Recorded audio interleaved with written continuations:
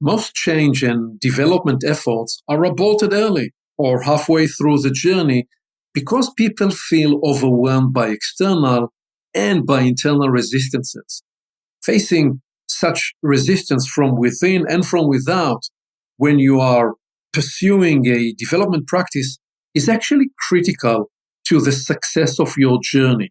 The purpose of the resistance is to catalyze the necessary change.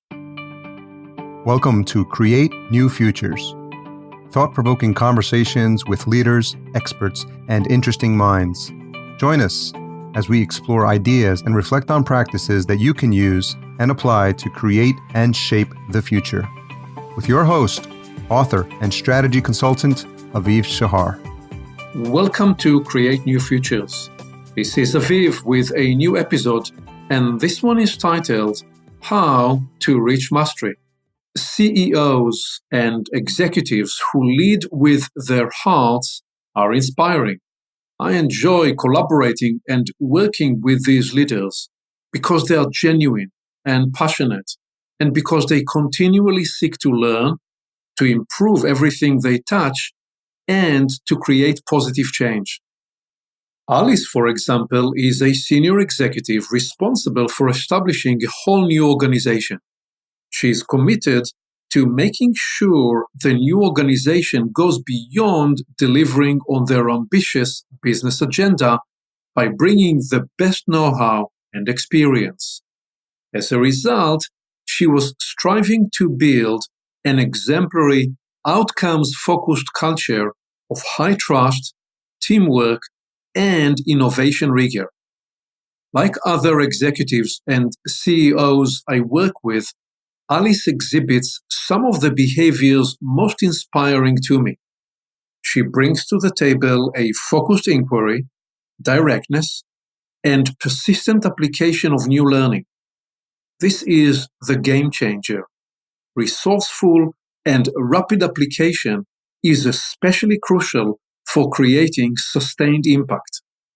CEOs' advisories and executive coaching are most fruitful for clients and enjoyable to me when these leaders apply the insights that emerge during our conversations and proceed without delay to create momentum.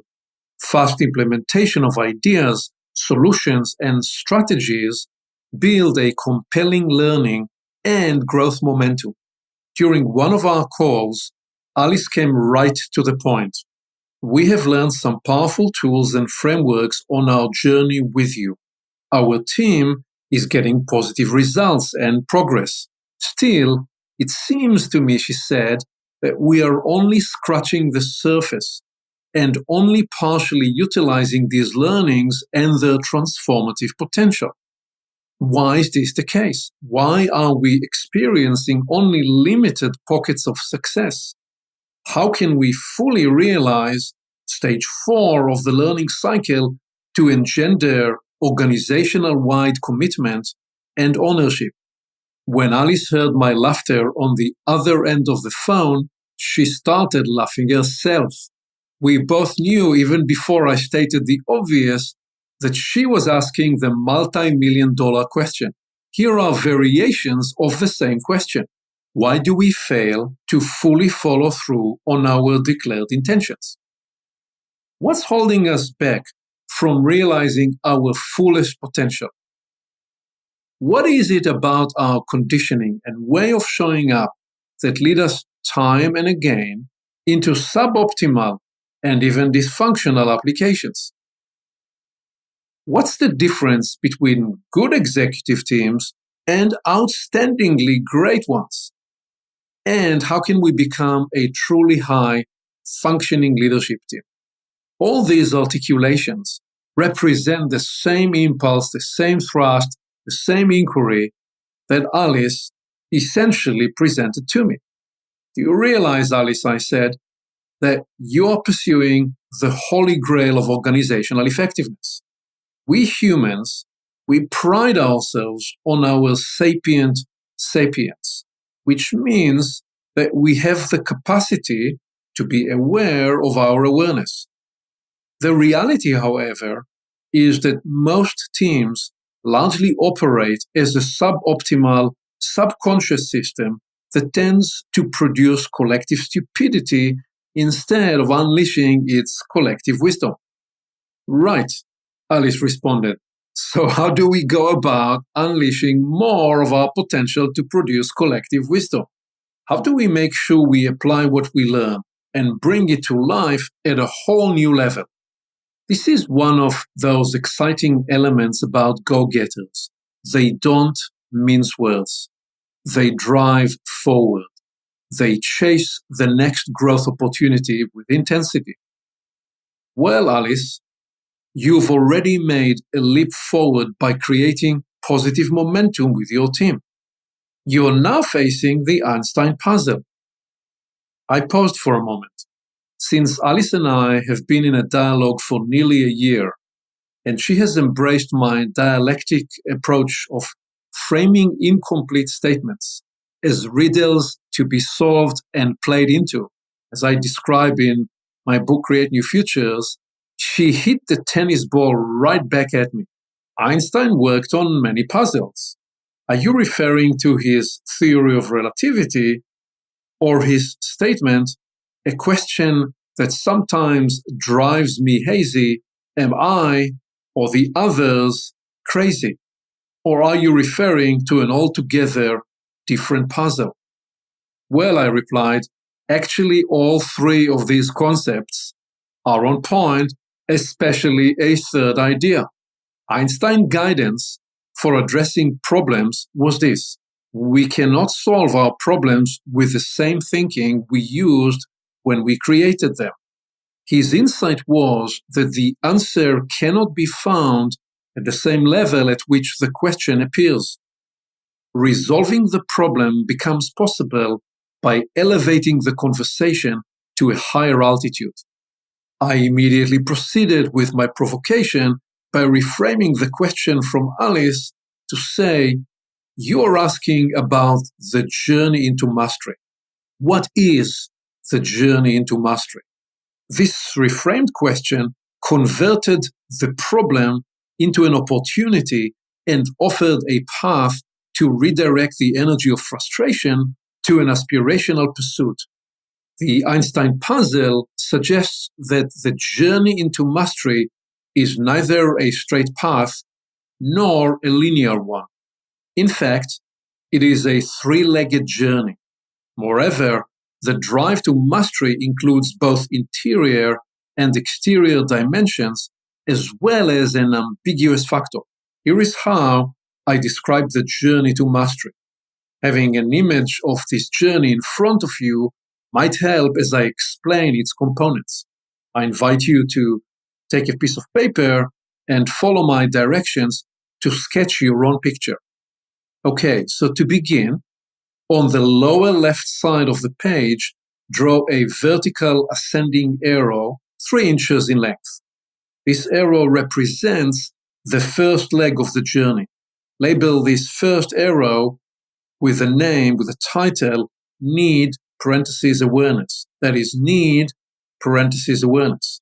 Next, draw a horizontal arrow that begins from the top of the vertical arrow and continues to the right about 2/3 of the way across the page. Call this second vector development, practice. That is, development, practice. Finally, draw now a 3-inch vertical ascending line from the right edge of the horizontal arrow. Label this third vector elevation, mastery. That is elevation, mastery. Now draw the wings of the arrow both at its top and, yes, at its bottom. So here is what the journey looks like.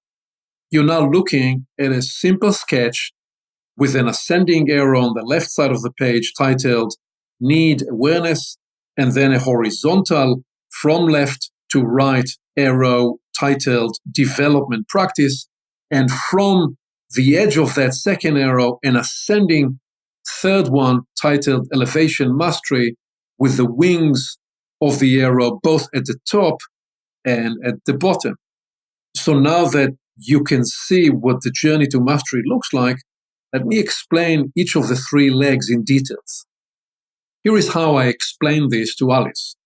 The development journey towards mastery begins with the awareness of a need. In your case, the awareness may be triggered by an organizational or a business need that requires the leadership team to perform with greater agility, to problem solve on the move, and to meet new customer requirements. There can be multiple triggers that catalyze an awareness of a need to effect change.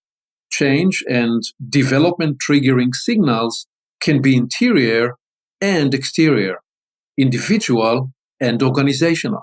For example, a development change can be triggered by a new opportunity, a fear of losing relevance, a competitive pressure, a sense of shortfall, personal conflict, an innovative technology, organizational crisis, environmental change, a general sense of restlessness and boredom, leadership change, irresistible pain, and new awakening and urgency. All these developments and more can spark the awareness of a need. The awareness can be broad and vague, such as, I need to make a series of personal and professional changes, or it can be highly specific. For example, to become an effective leader, I must demonstrate active listening. And or to succeed in this role, I must build financial acumen. The ascending need, that is the awareness arrow, represents the transition from what at first is a general and undefined sense, all the way to the apex, where it represents an inescapable recognition. The point at which the person makes a turn from thinking as in, I need to make a change, to doing and taking a concrete action, which marks the beginning of the development practice and the leg of the journey, which is represented by the long horizontal arrow to the right. This second leg is the longest and most challenging. Along the development journey, you encounter internal struggle and resistance, as well as external obstacles and pushback. For example, a critical realization along the development practice path is that the initial triggering fuel is insufficient to carry you through the journey to the next inflection point. You must find new and or deeper reasons, that is, propelling fuel, to overcome external obstacles and resistance.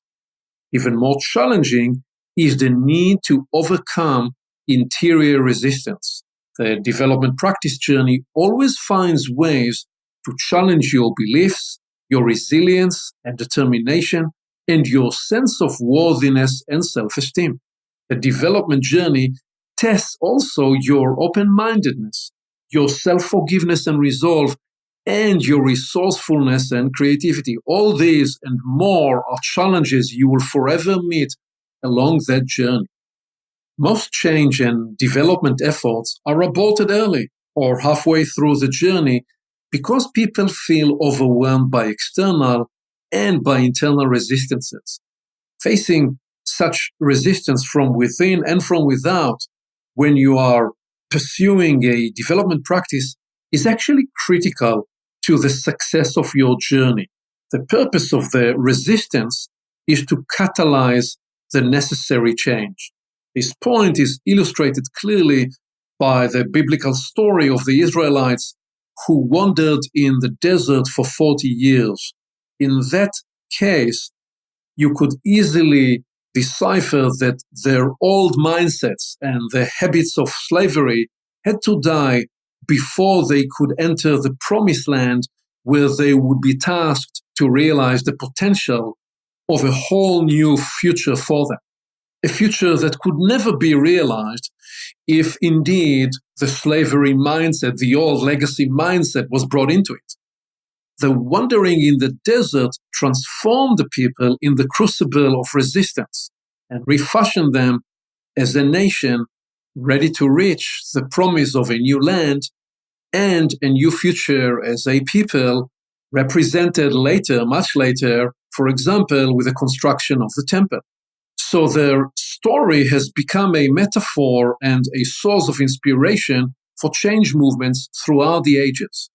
The crucible of resistance created by the development path shapes and molds the inner and collective formations to be able to withstand great pressures. It builds readiness for a new future, as we said, whether that point arrives in 4 days, in 4 months, 4 years, or even 40 years later. So if you now look again at the sketch you drew on the piece of paper in front of you, and you add the point A, which is that transition or that turning point from the need awareness to development practice, and you call that point A critical recognition. And now, if you write the letter B at the second crossroad, where the second on the right ascending arrow begins, and you title that second crossroad critical readiness. The first turn from need awareness to development practice indeed occurs at that point of critical recognition. The second turn occurs at the point of critical readiness. And that's where the third leg of the journey, elevation mastery, begins. And it is defined indeed by a vertical arrow on the right and with two-way flow that represents the ascending movement in the first place and concurrently the transcending influx movement that's coming from above. Let me explain what I mean by that. To become an Olympian, you must pass the Olympic test, whereas the Olympic barrier or resistance is well defined. In most other fields and pursuits, the readiness test is a little more ambiguous. For example, although medical school graduates receive a medical doctor diploma, that certificate represents only the first step on the development path to their readiness to practice medicine. Years ago, I watched an interview with the actor Al Pacino. Here is what I learned that instantiates the elevation of mastery insight. The elevation occurs when you are ready, not when you think you're ready, and not even when you exhausted your determination. Rather, the ascent occurs at the point at which mastery is ready to admit and adopt you into its realm. It sounds a little metaphysical, and actually it is. What I relate here about the interview is not what Pacino said word for word, but rather the essence implicit in his narrative and how I have chosen to adapt his story to represent the elevation of mastery. Pacino related how, while acting in one of the Shakespearean's plays at an early stage in his career, he had a formative and somewhat miraculous experience. He already was a successful actor, though not as well-known and famous as he became later. For the first 3 months of the production, he showed up every night, acted well, and spoke his lines convincingly. The play was going very well and receiving positive reviews. Deep inside, though, Pacino knew that he did not unlock the play and did not comprehend its deeper meaning. And then, one night, in the middle of a scene, some 20 minutes into the 76th show, something profound and magical occurred. As Pacino described the moment, the play suddenly surrendered to him. In a split second, the stage, the spaces, the lines, the entire cast, the inflections, the cadence, all of it surrendered and made sense. At that point, Al Pacino stopped acting in the play. Instead, he became the play. I get shivers down my spine every time I think about that story and other stories like that, because to me they represent the alchemy and the transformation and the elevation that occurs up that third vector. Pacino's persistent and passionate pursuit of his own Shakespearean desert led him to the point of mastery where the elevation of his acting enabled him to see and experience the play inside out, literally from above, from a higher altitude, that is, from a place that enabled him to fully embody the Shakespearean intent. Time and again, the great masters we celebrate in sports, in the arts, in leadership, and in other fields have experienced the journey in the desert before reaching the point of elevation. Working through resistance is what fashioned them to the point of readiness and what made reaching the ascent of mastery so rewarding. To reach mastery, you do not have to be an Al Pacino, Meryl Streep, Renee Fleming, or Luciano Pavarotti, Misty Copeland, or Michael Jordan, Michael Phelps, or Katie Ledecky, or any other hero or heroine you love and admire. Mastery can be attained in less prominent ways, away from the limelight. Mastery can actually be achieved and demonstrated in teaching, in coaching, in leading, and in performing a technical skill. Mastery can be attained in gardening, in cooking, and even in observing and listening with presence, caring, and loving. Each of these skills, capacities, and expressions can be mastered at profound levels. I bet you already have recognized and realized moments of mastery in your journey, both small and large. Here is my own personal testimony. I've had my share of desert years, perhaps even long desert years. And those times, they have made the elevation even more exhilarating and the experience of mastery extraordinarily joyous and blissful. My greatest joy today is helping others discover and reach a point of elevation in their work by designing development journeys that enable the release of their individual and collective brilliance and the actualization of mastery. My collaboration with Alice is one example of the work I have chosen. Now it's your turn. Turn the key. Focus first on the need that drives you. Embark on the development practice leg of your journey. Patiently and persistently work to fashion readiness. The elevation of mastery will find you on its terms when you are ready. Thank you for listening. Aviv always encourages his clients to identify the one or two ideas they can move forward into action immediately. What will you capture and apply today? You can always begin with a small action and then build momentum over time. When you move forward from an idea to action, you get immediate ROI, return on the time you invested, and return of learning. And then the learning cycle builds the success propulsion. One more thing. You can reach Aviv directly by phone and email to discover how he can help you create a new future for your business and organization. Creating your new future can begin today.